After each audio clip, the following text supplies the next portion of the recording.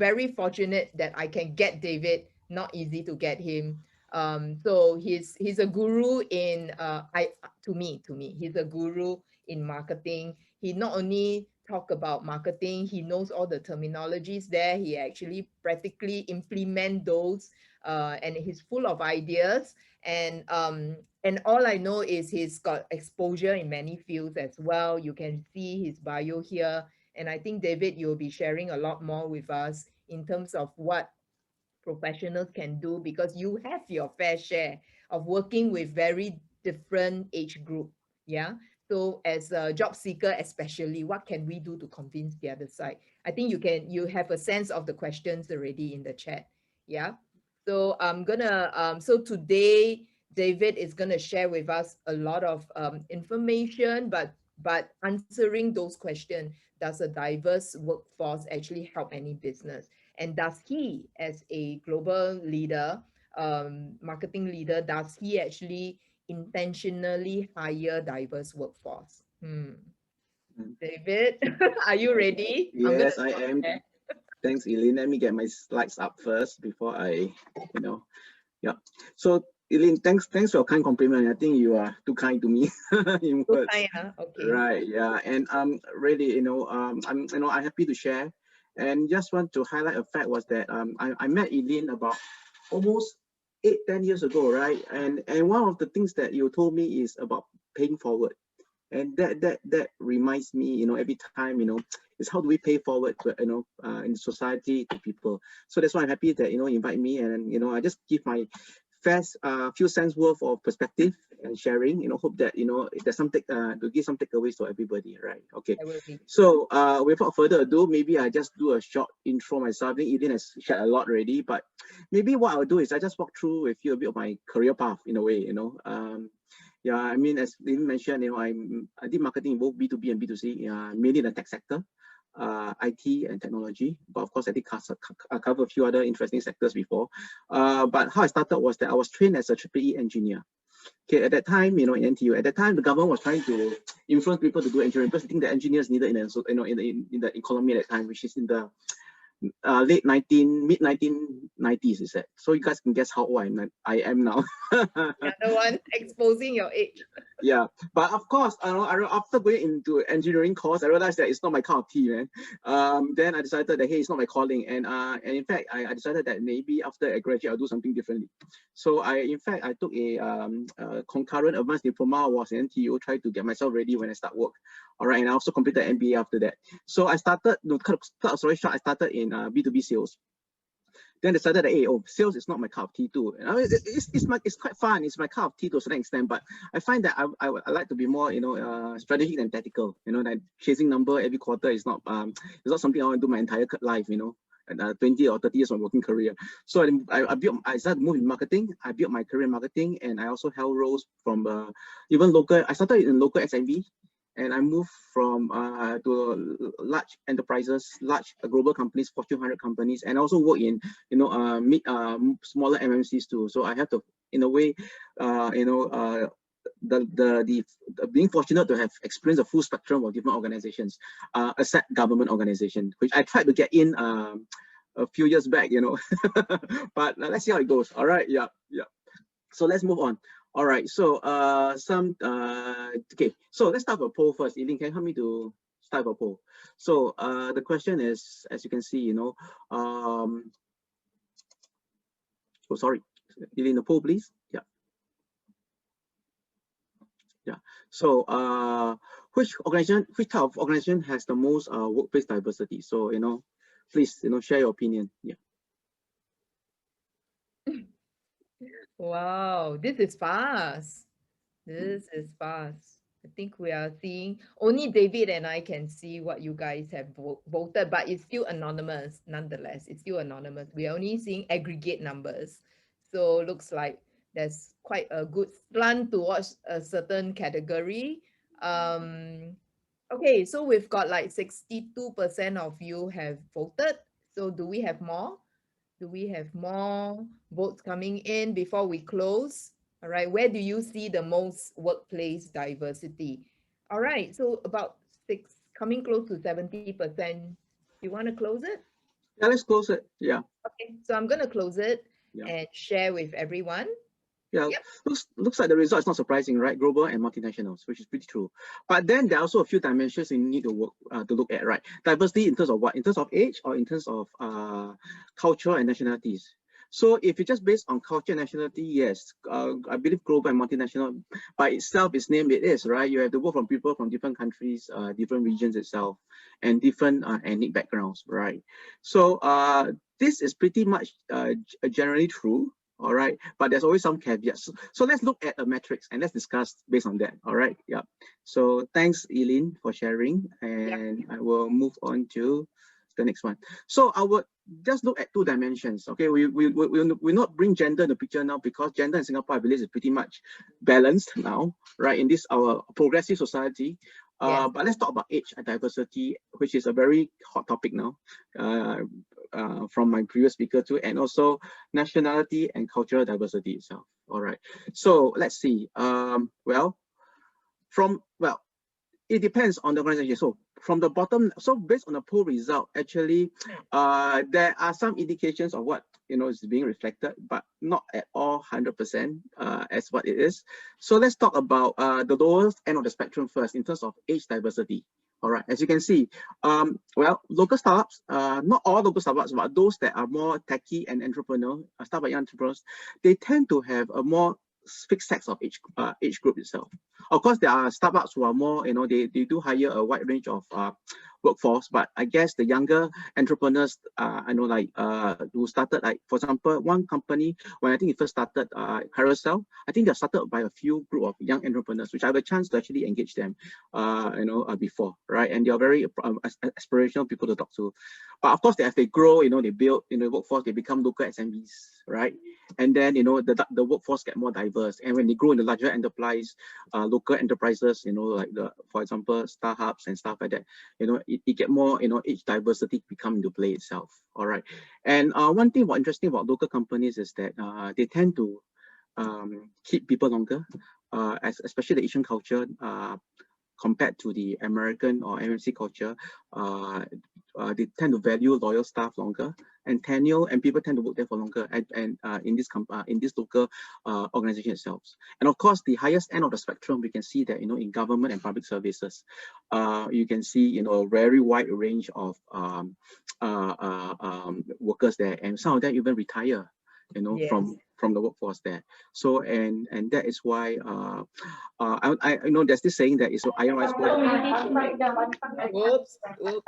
Whoops. Okay, sorry for the interruption. No, it's but so there's more stability there, having said that. All right, so let's talk about nationality and cultural diversity. All right, so MMCs, no doubt, global and multinationals, because of the makeup itself already, they are multinational itself.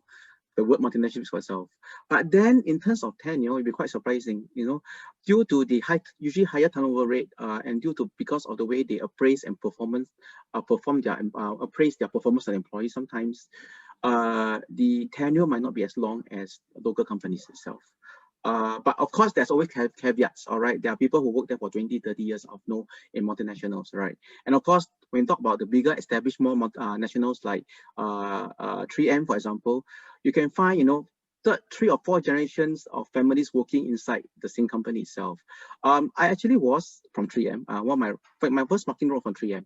In fact, my wife is also in 3M now. And you can find, the son, the father, and grandfather still working in the same company, but of course in different functions and different roles itself. So the big, huge, global established companies, they do have, quite a diverse workforce based on nationality and also to a certain extent age group too, right? So this is just, some background. I agree with you, David. Yeah, because one of my clients, which is a French logistics company, has got 3 generations, and they talk very openly about it. And it's not just one particular so-called cluster. It's actually quite widespread. It's quite widespread. So it's like the norm, it's supposed to be something which is good. So yeah. with you. Mm. All right. So, but also interesting trends we face now is that not we face. I mean, interesting positive trends I see is that the local SMB and the local enterprise are actually trying to hire more mature workers, more experienced workers. I would say, partly also due to the government's so-called grants itself. There's a lot of grants in place actually. In fact, I was also exploring one of them. It's actually that for internship for people who are 14 and above. There's a lot of subsidy, to encourage local or even multinationals to hire more experienced workers in the workforce, and the government do pay a subsidy. So this help to influence age diversity and begin to companies begin to so-called have increased their mix of more mature experienced workforce in their workplace itself, which is a very positive trend. Yeah. Very good. Right. Okay. So again, a caveat. This is based on my personal perspective too. I mean, there are always outliers, right? Doesn't mean that local startups, young startups, or entrepreneurs does not hire older workers. No, don't get me wrong. But it's just a general trend. It just give you guys, give the audience a feel that how the things being, so-called, what are the general trends you can see, and how can you use this information to your own advantage when you plan your next career move or when you want to go for interview itself, right? Yeah. All right. I really like that a lot, yeah, because it depends on whether the startup has got funding or not, right?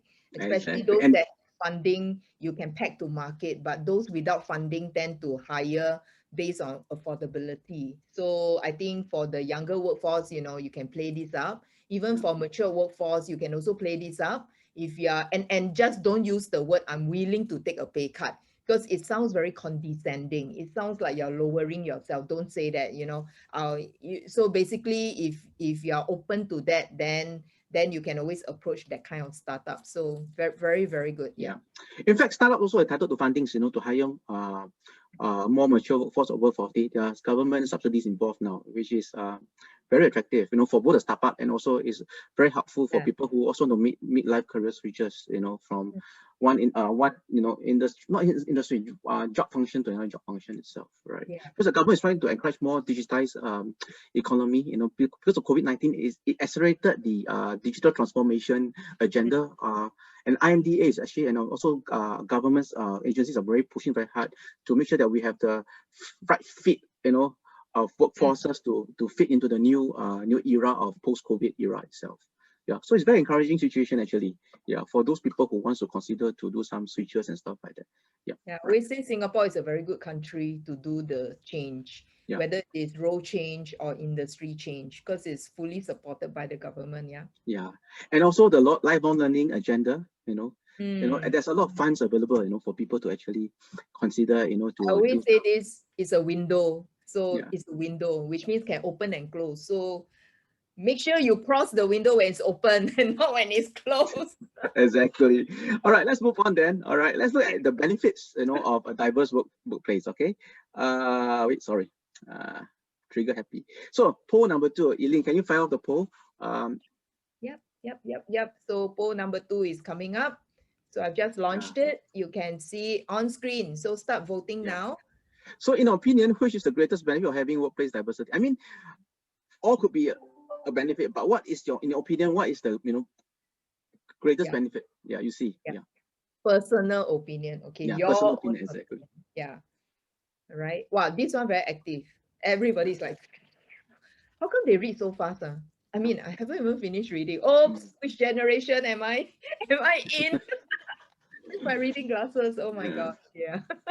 So what's the greatest benefit? Is it increased creativity, better decision making because you got a diverse team, or what? Improve hiring results, hiring innovation, better company reputation. Yeah. Okay. So which one? Okay, we've got close to 60 of you have voted. What happened to the other 40? Any views? Maybe they're also taking time to read like me. Let's wait for another 10 seconds, right? How about that? Yeah, before we close. 10 seconds. But I'm very surprised with one result. We'll show it. I know. You know which one, right? I know which one, but this is so cool. This is great. Yeah. Sometimes we think the results are going to swing this way, but yeah, exactly. Yeah. Okay, 70%. I know it's still clicking. Okay, I think can I stop? Can I stop the poll? Yeah. Yeah. Okay, good. So I'm going to stop the poll and share the results. There you go. Yeah, so I think the most surprising one is about hiring, right? Hiring, improving hiring results. I guess most of the audiences are not HR practitioners. That's why they're not, maybe they're not like, this is not the key, area of interest, could be. But in fact, the results are quite well spread. And again, this is just based on opinion, all right? There's no right and wrong answer to that, all right? So, yeah, interesting findings. Yeah, I think creativity and decision making is one of the top, You want me to share? I just stopped share. Did you want me to share? No, it's okay. We can move on already. We can move on. So let's Sure. let's talk about how the results, let's see how the result gel with what I have going to share, right? The findings, right? Yep. Yeah. Okay.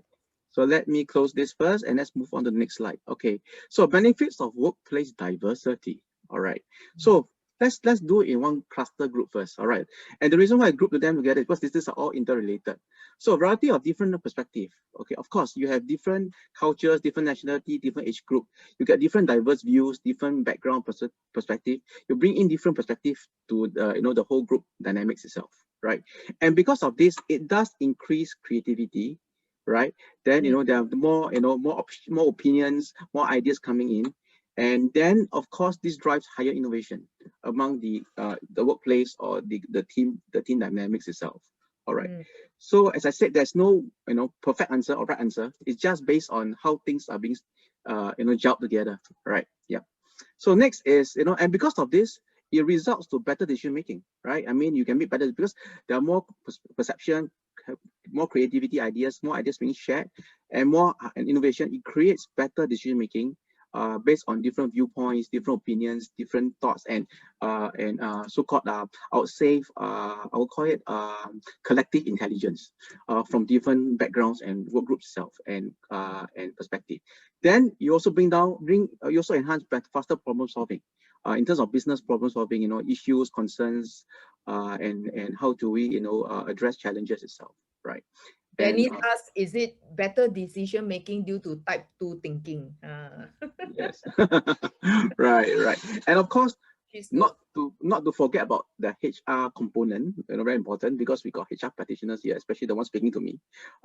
Is better company reputation, not just HR, but as a because it does help in terms of the branding element also, right? It does help in terms of overview how the public perceive the company itself, and this help in terms of the upper funnel. We call it in marketing terms the upper funnel, the branding, the branding aspect itself, and the PR aspect itself. That you can say that this is a good place to work. They're diverse workforce, they're very inclusive. This helps in the company's reputation itself. That also affects not just hiring practices, but also the company's so-called brand itself.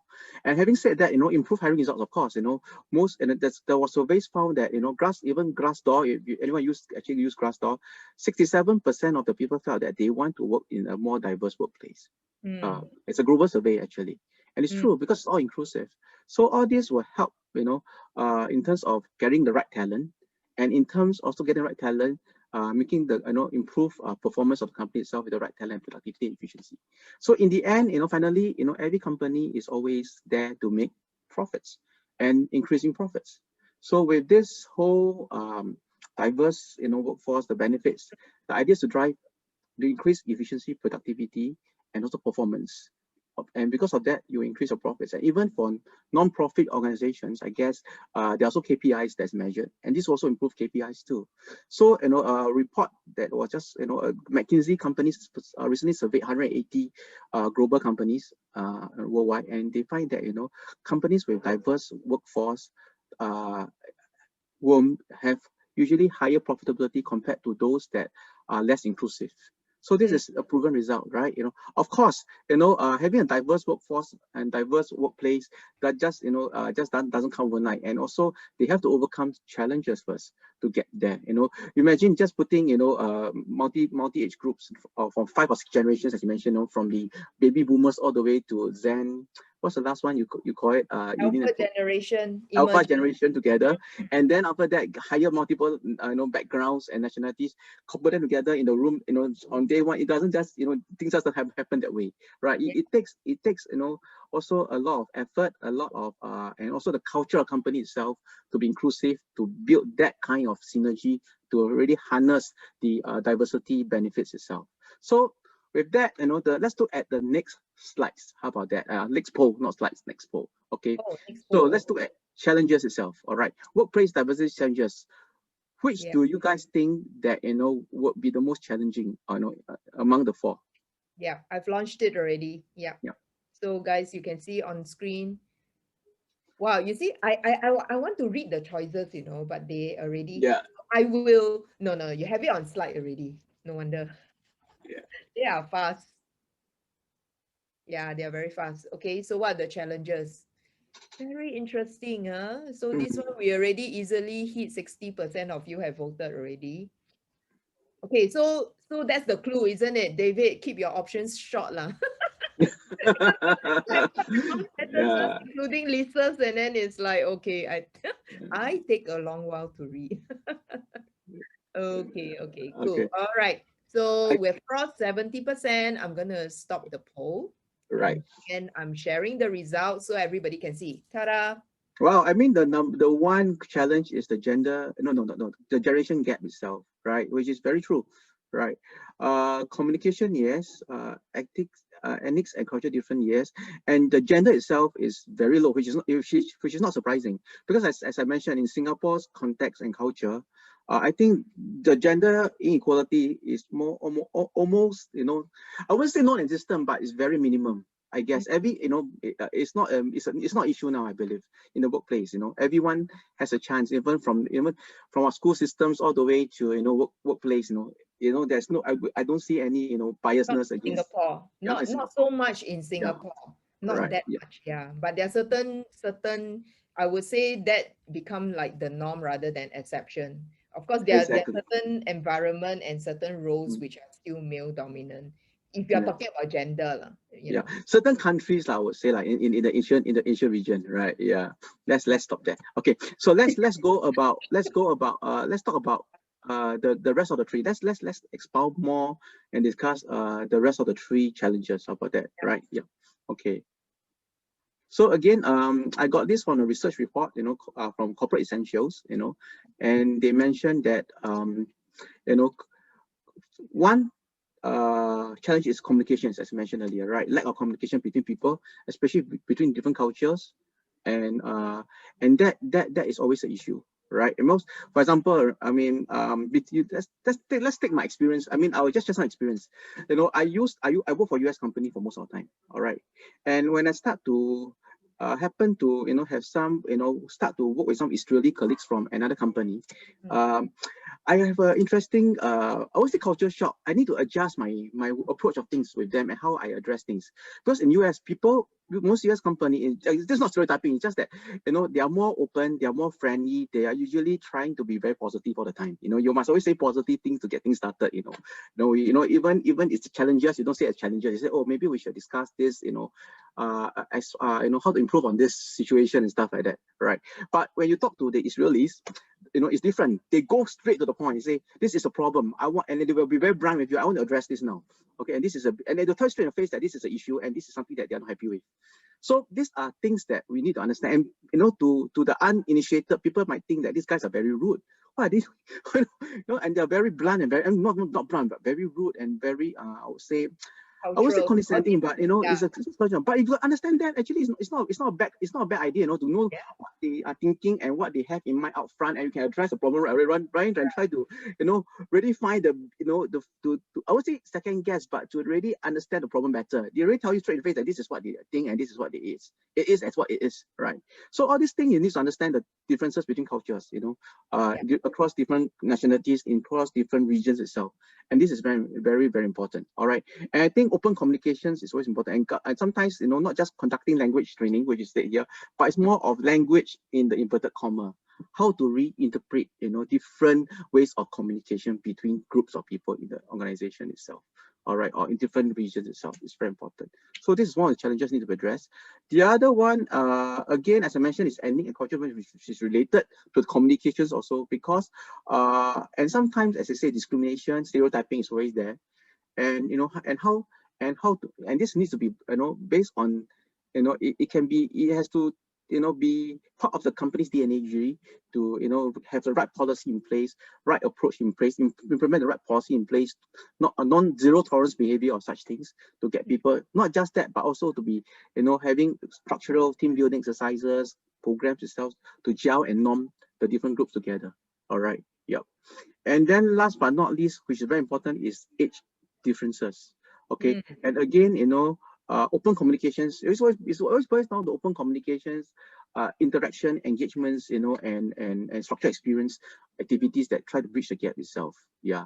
And of course, programs that the company organization can always so-called organize for these groups itself. Right. So this I don't want the details about all this, but this is pretty much pretty standard. And the gender side is, as I said, we not cover this because it is very minimum in Singapore in our society. All right. So with this, I'd like to move into the next interesting slide. I'd like to show you an interesting quote. I did not write it in Chinese because I think maybe some audience can't read Chinese, so I read Han Pinyin. So it goes like that, 不管黑猫、白猫、捉老鼠，会捉老鼠捉到老鼠就是好猫。Yeah. 对。Yeah. So if you read in English, is that it doesn't matter, the cat is black or white, so long it catches the mice. All right. So just a quick quiz in the chat. Who do you think said this? Yeah. Who said this? Yeah. It's in Chinese, so that's a clue already. Yeah, okay. It was actually first written, I said, in Chinese. Yeah.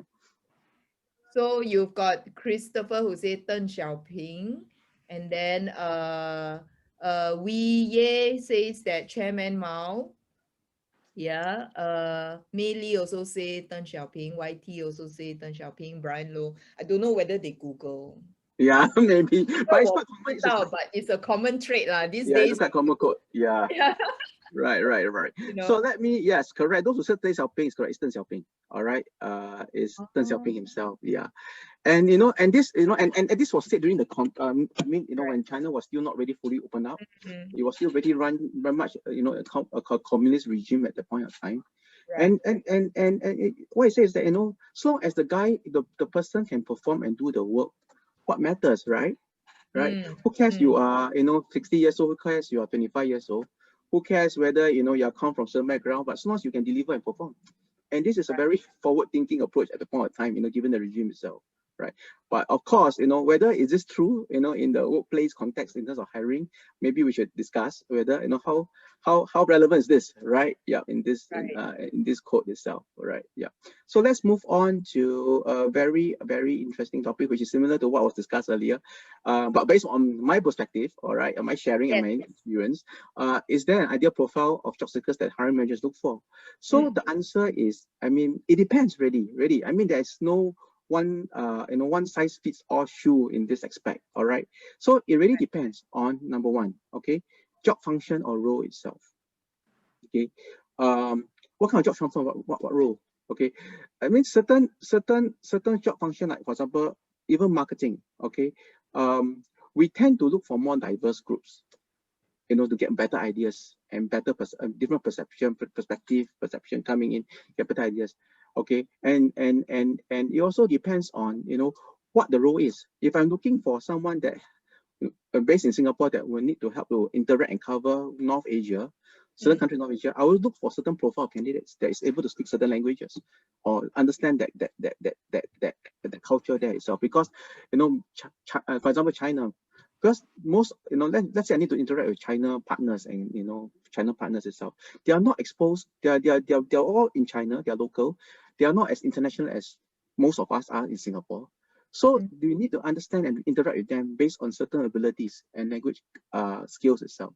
So then maybe I will have a certain perception. But if you're looking for one that needs to be more, APAC driven, APAC roles in diverse, then things of that might not come to that consideration might not come to play anymore. So it depends on functions and roles itself. Or maybe for finance you don't need much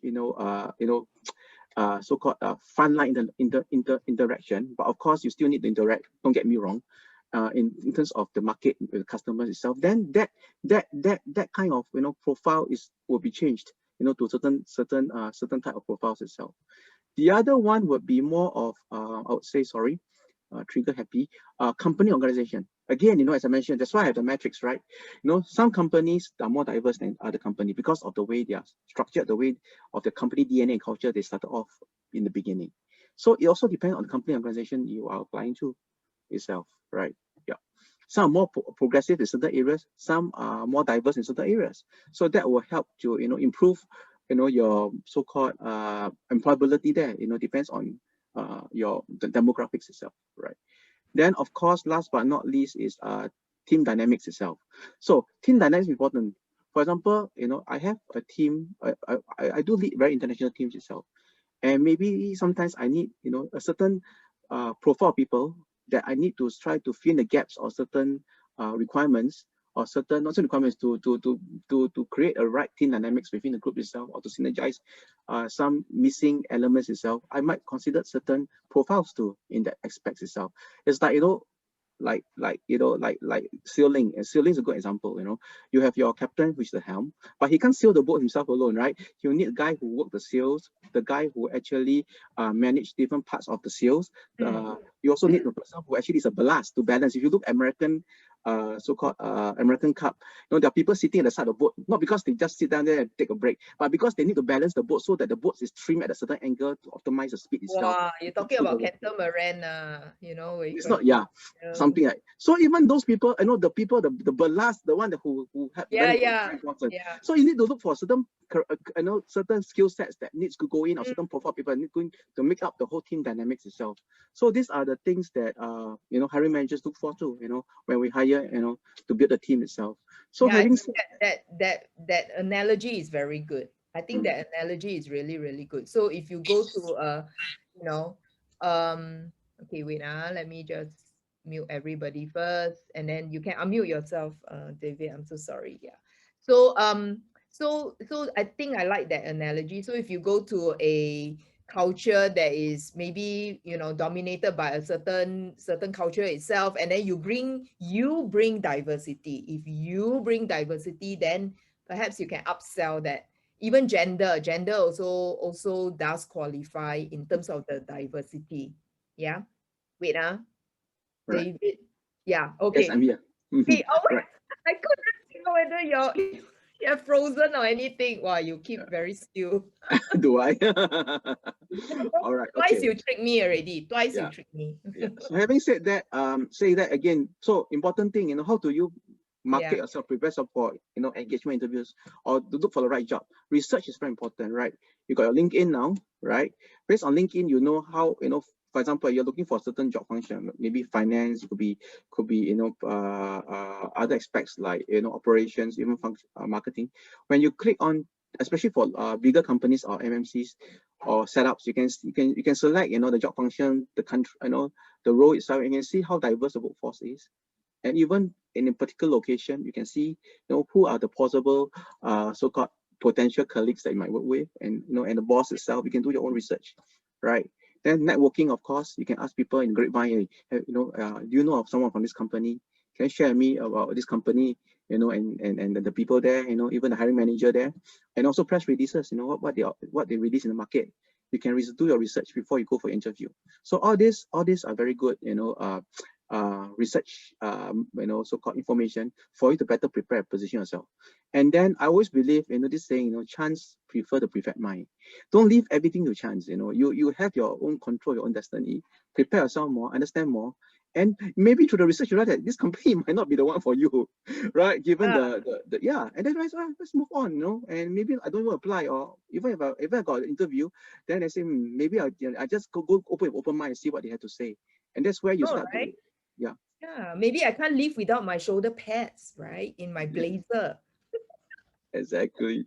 Yeah.